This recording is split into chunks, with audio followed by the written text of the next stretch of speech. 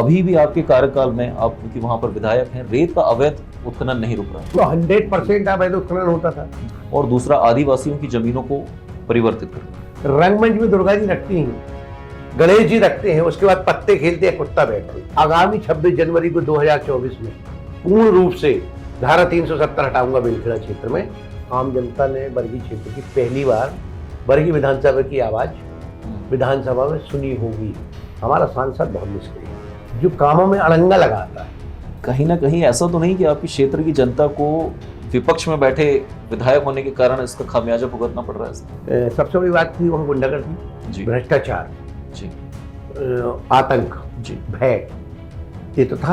आप क्या वादा करना चाहेंगे सर? आप यदि सत्ता में आते हैं? मैं वादा नहीं करता हूँ, जी, वादा शिवराज करता है। जी। हम संकल्प लेते हैं। अभी हमने देखा कि नगर सत्ता कांग्रेस को मिली और एमआईसी के गठन में आपको कहीं ना कहीं नजरअंदाज किया गया। शराब गांव-गांव में जो बिक रही, उसका विरोध मैं करता हूँ।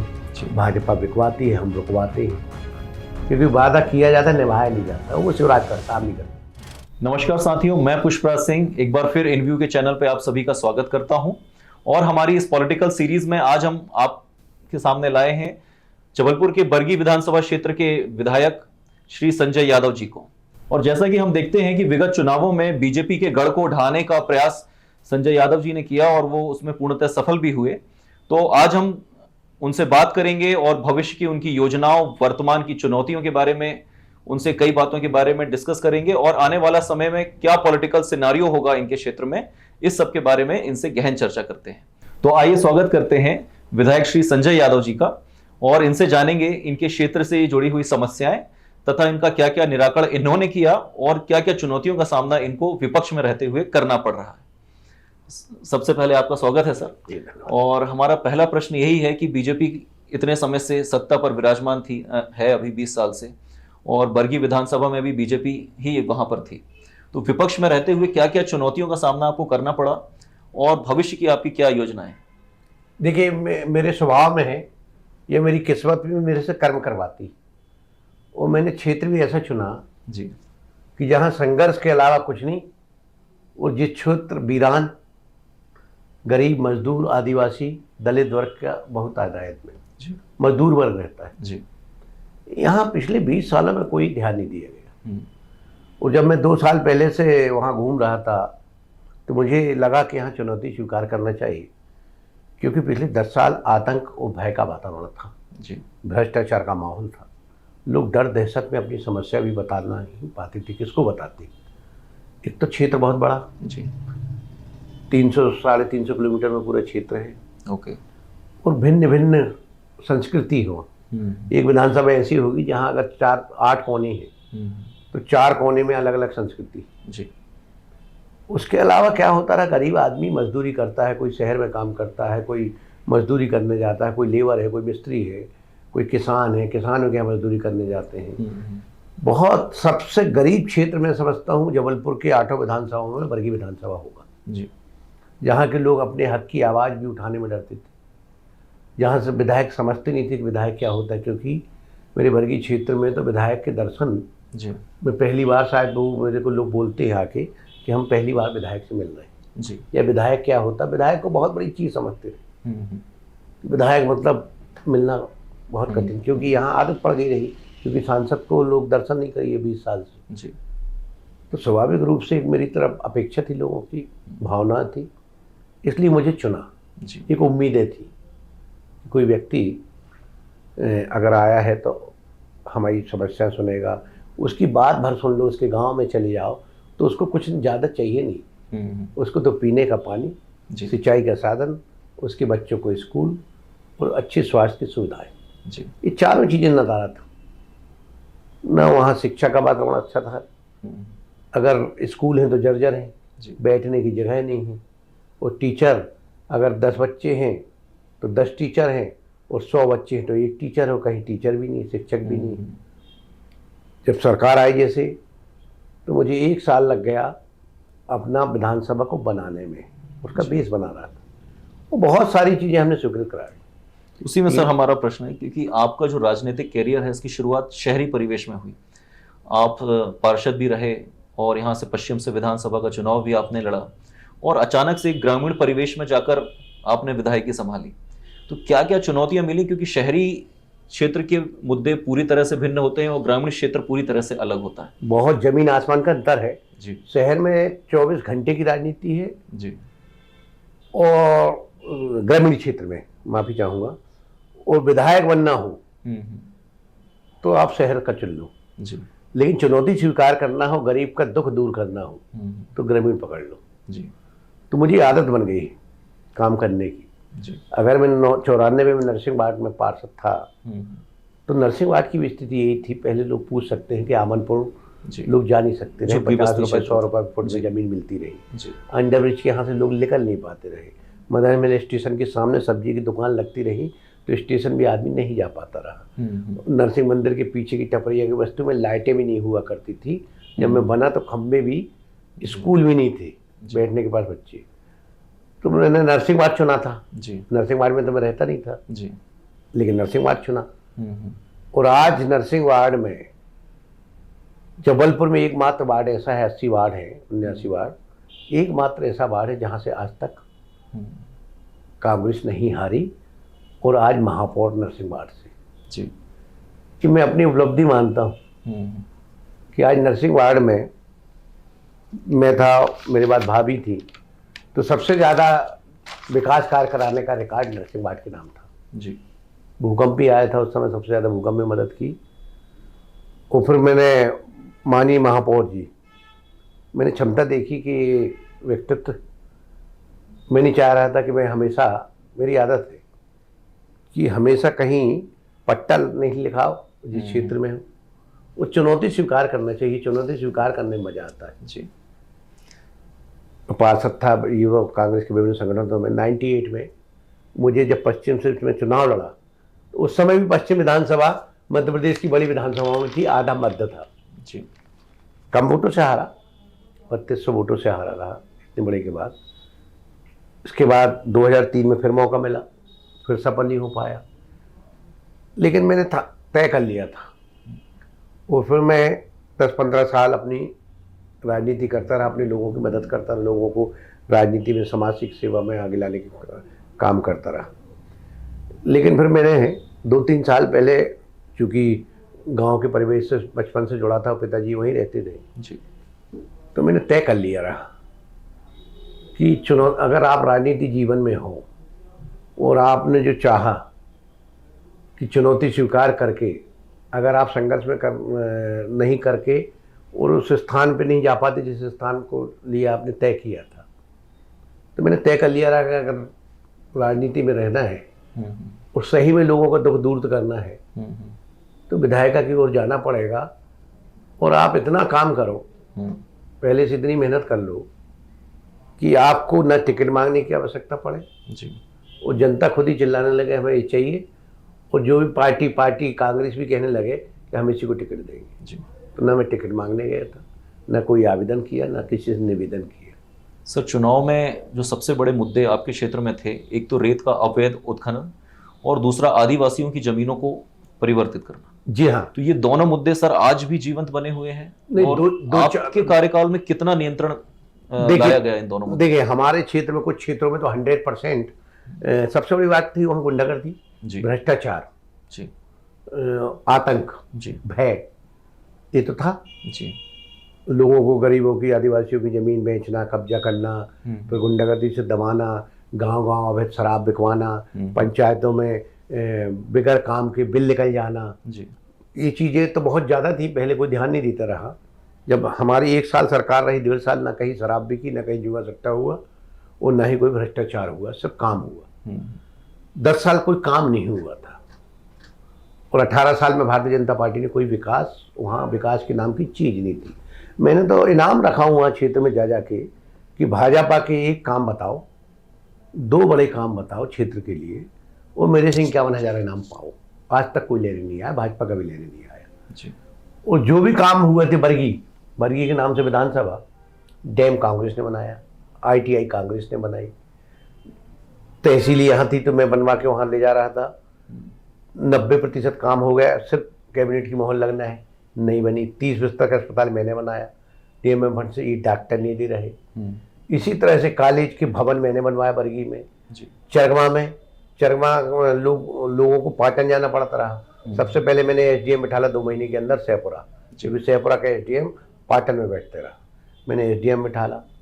और जो सबसे महत्वपूर्ण चीज जो मुझे जीवन में मिली कि एक अनोखा काम, मेट्रो बस। जी। सहपुरा की आवश्यकता थी, क्योंकि मेरे यहाँ जो सबसे बड़ा दुख का काम है, आज भी आधी आबादी शिक्षा से वंचित है। मैं हर साल शिक्षा का रिकॉर्ड निकलवा दूं कितने बच्चों ने पढ़ाई छोड़ी। जी। 80% से 90% बच्चा पढ़ाई छोड़ देता है। अभी 42,000 बच्चे हैं हमारे यहाँ 1ली से 12वीं तक। जी। लेकिन जब 12th पास होते हैं तो 2000 बच्चा पढ़ाई पढ़ता है। ओके। मतलब 38,000 कितने परसेंट हो गए, आप परसेंटेज गिन लीजिए। और मैं जब विधानसभा में प्रश्न लगाता हूँ कि बच्चे पढ़ाई छोड़ने के कारण क्या है, तो सरकार का जवाब आता है कि बच्चों का पढ़ाई छोड़ना, आर्थिक रूप से कमजोर होना, माता पिता का पढ़ा लिखा ना होना। तो स्वाभाविक रूप से सरकार ये स्वीकार कर रही कि आर्थिक रूप से गरीबी के कारण बच्चे शिक्षा से वंचित हैं। जी। जो कोई विधायक ध्यान नहीं देता है जी। शिक्षा की ओर। कभी किसी विधायक को न देखा होगा आपने। शहर में तो इसलिए कि 90% प्राइवेट स्कूलों में, वो ग्रामीण के जो विधायक हैं, पनागर कुछ शहरी क्षेत्र है, पाटन में बड़े आदमी रहते, मालगुजार रहते, जो शहर में रह के पढ़ा सकते हैं।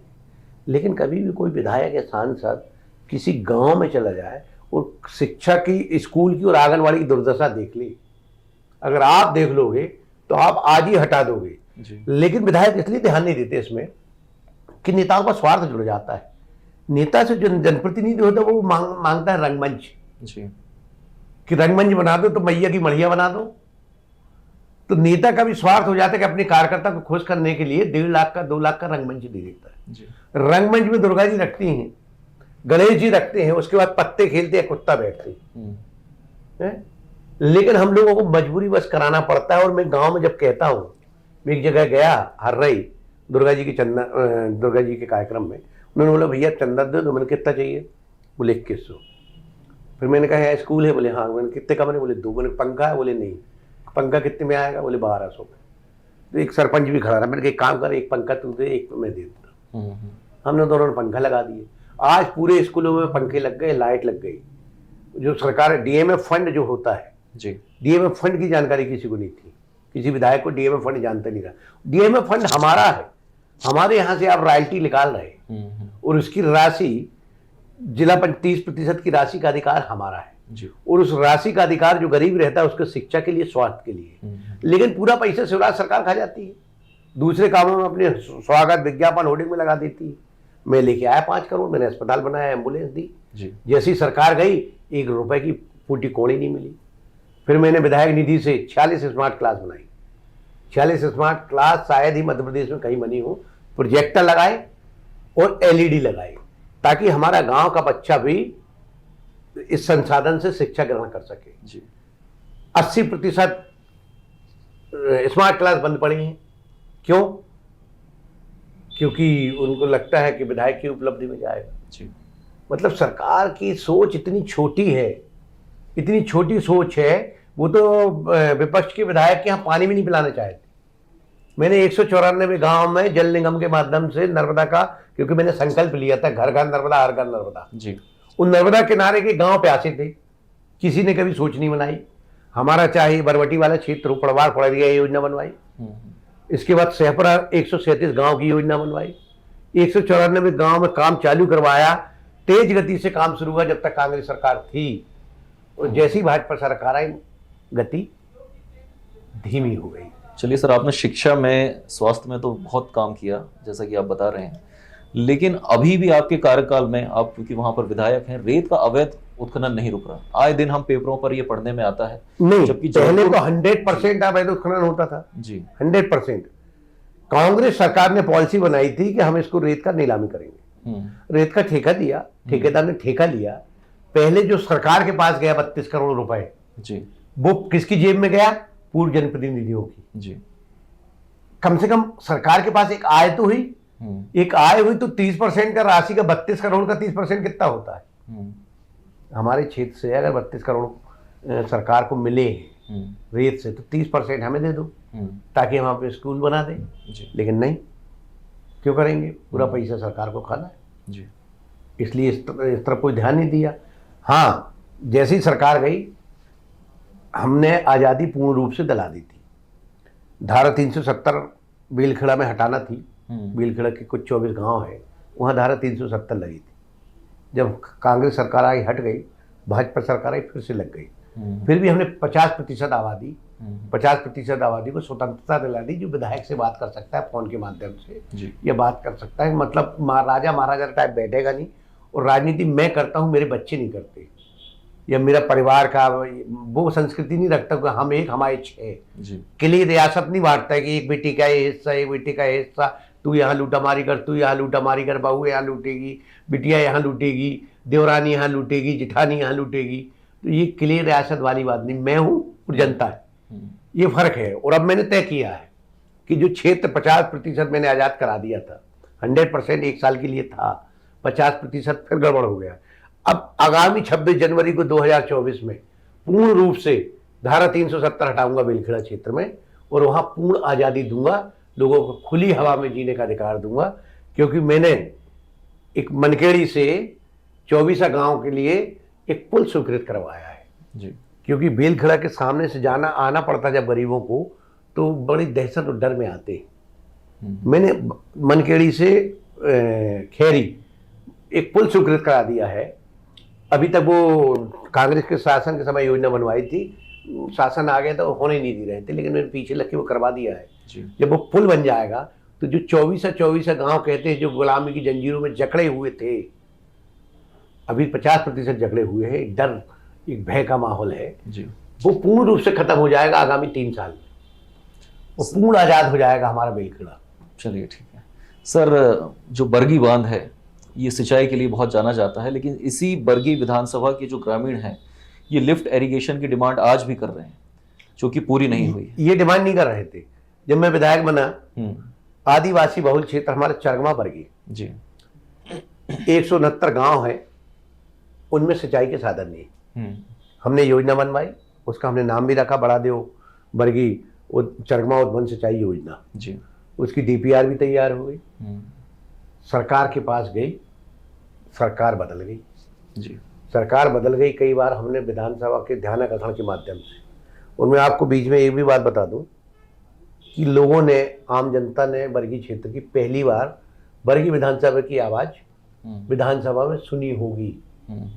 इसके पहले कभी विधानसभा में आवाज़ नहीं उठाई गई सरकार के माध्यम। सरकार कोई भी हो, लेकिन जनप्रतिनिधि का कर्तव्य बनता है अपने हक की आवाज़, जिसके लिए चुना है जनता ने, उसको उठाना चाहिए। मेरे पास वीडियो है, क्लिपिंग है जी। मैंने सरकार से लड़ाई लड़ी।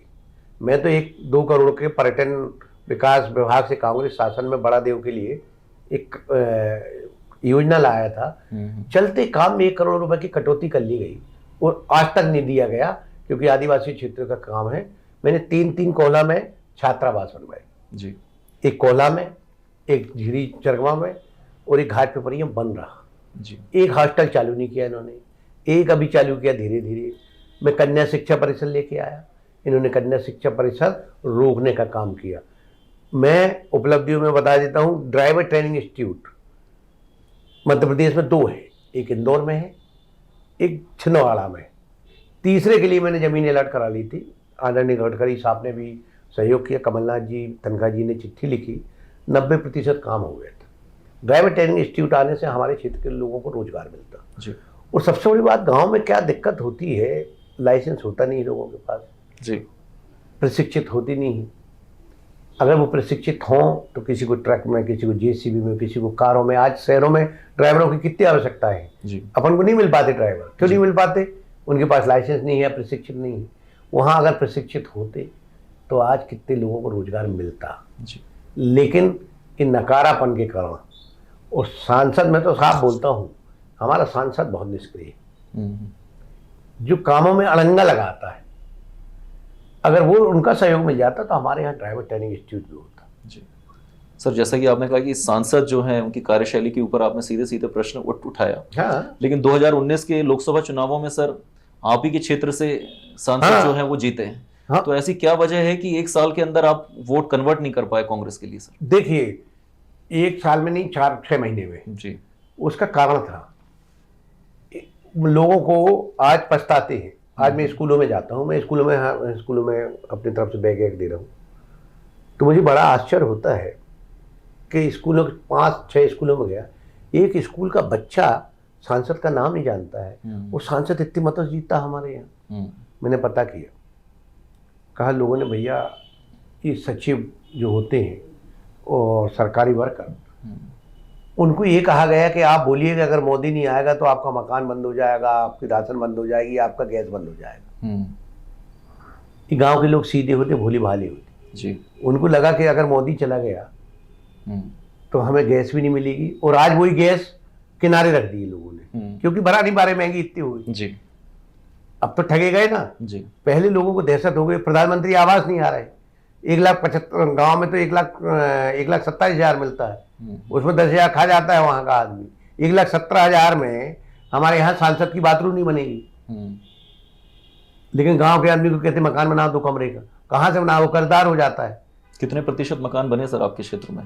देखिए हमारे यहाँ तो 9,000 मकान तो रिजेक्ट हो गए जी, इनकी नाकामी के कारण, और उसका कोई लाभ नहीं मिल रहा भारतीय जनता पार्टी को जी। न गैस का लाभ, न मकान का लाभ, और न राशन का लाभ। क्योंकि अगर कोई बच्चे को आप खाना दे रहे आप, वो दाल नहीं दे रहे, तो सूखी रोटी तो दे ही रहे जी। क्योंकि ना आज वो बेचारा गांव का आदमी न टमाटर खा सकता, न मिर्ची खा सकता, न अदरक खा सकता, सब्जियाँ इतनी महंगी हुई, फल तो उसके लिए दूर की कौड़ी है जी।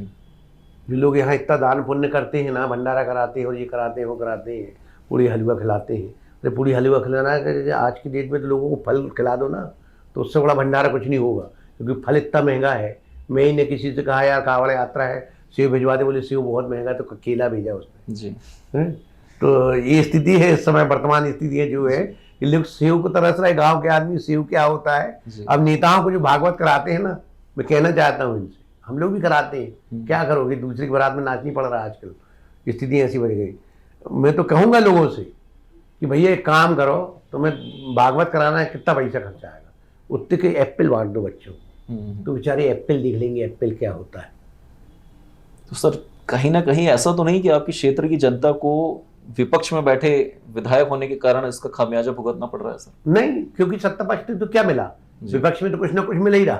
अभी मैं 2 कॉलेज लेके आया जी, तो मिल रहा। हमारे यहाँ की जनता कह रही है हमारे यहाँ के विधायक तो ठीक है, मिल तो जाता है जी। वो मैंने विधायक निधि से अपने स्कूलों में तो काम कर रहे हैं, पीने का पानी का काम चालू हो गया जी। वो तो करनी पड़ेगा इनको, क्योंकि रोज विधानसभा में क्वेश्चन लगा वो कांग्रेस शासन के समय की योजनाएं थी जी, 1 साल में बनवाई थी, तो इनको चालू करना पड़ी। लोगों को चाहिए क्या, पीने का पानी, अच्छा स्वाद, अच्छी शिक्षा, और 3 काम में मैं बेसिक ध्यान दे रहा हूँ, सिंचाई का साधन। और अब हमारी सरकार स्वाभाविक रूप से बनेगी, और मुझे विश्वास भी है कि हम पहले हफ्ते में लिफ्ट इरिगेशन बरगी तहसील में पहले हफ्ते में दस्तखत होंगे माननीय मुख्यमंत्री कमलनाथ जी के जी।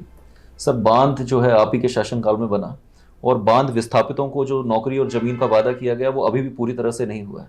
तो क्या आपकी सरकार, देखिए अभी तो हमने हरदुली में इन्होंने राजस्व ग्राम नहीं बनाया था, तो उसकी लड़ाई लड़ी, तो हरदुली राजस्व ग्राम बन रहा, ताकि उनको आवास का लाभ मिल जाए, पट्टे का लाभ मिल जाए जी।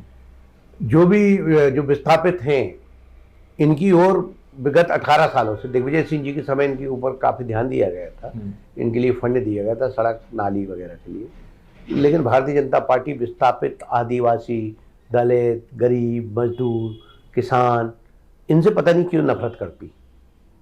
आप क्या वादा करना चाहेंगे सर, आप यदि सत्ता में आते हैं? मैं वादा नहीं करता हूँ जी, वादा शिवराज करता है जी। हम संकल्प लेते जी, संकल्प ही बता दीजिए। हाँ, हमारा संकल्प है जी कि हम पीने का पानी 3 साल के अंदर जी, 1 साल के अंदर चरगमावर्गी में, 3 साल के अंदर सैपुरा में, सिंचाई का साधन 3 साल के अंदर, पहले हफ्ते में तहसील में दस्तखत, तो डॉक्टर जहां डॉक्टर नहीं है, डॉक्टर जहां शिक्षक नहीं है शिक्षक, 10 CM राइज स्कूल, ताकि बाकी स्कूलों में भवनों के रूप में काम करें। शमशान, खेल मैदान और गार्डन ये गांव में क्यों नहीं हो सकती, क्यों नहीं हो सकती? बिल्कुल, गांव के आदमी को अधिकार नहीं गार्डन में घूमने का? बिल्कुल है कि गांव के आदमी को अधिकार नहीं है खेल मैदान का जी।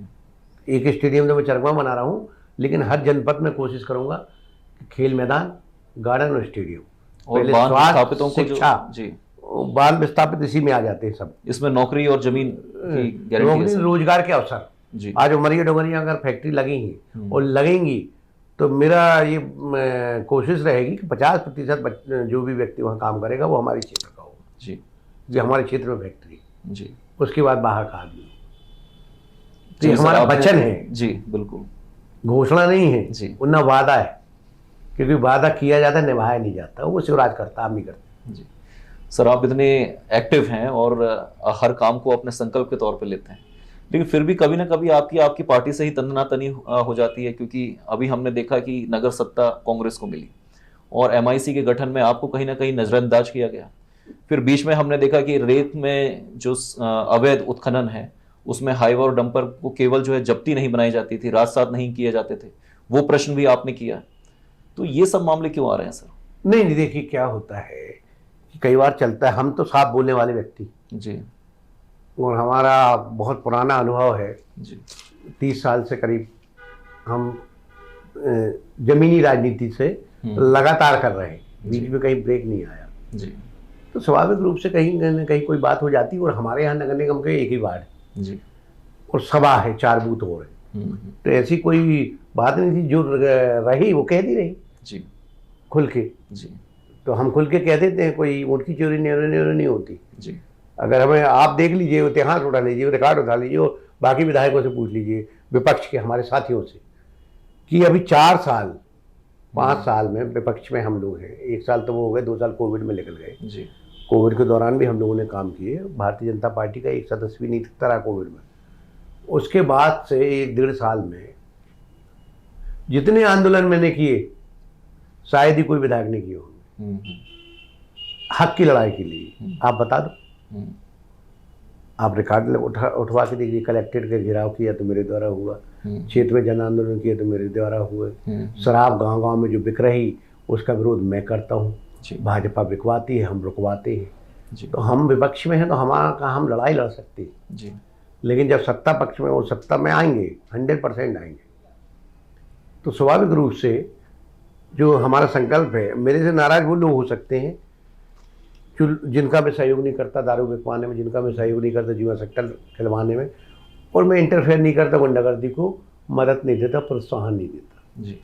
तो इस चीज़ में हमारा 5% व्यक्ति, कुछ लोग बोलते हैं कि अरे भैया आप तो इनकी भी टीम रहती, इनकी भी इनसे टीम मिलती है, इनसे लोग जुड़ते हैं। तो मैंने कहा भैया मुझे 10% चिंता नहीं, 90% ही चिंता है जी।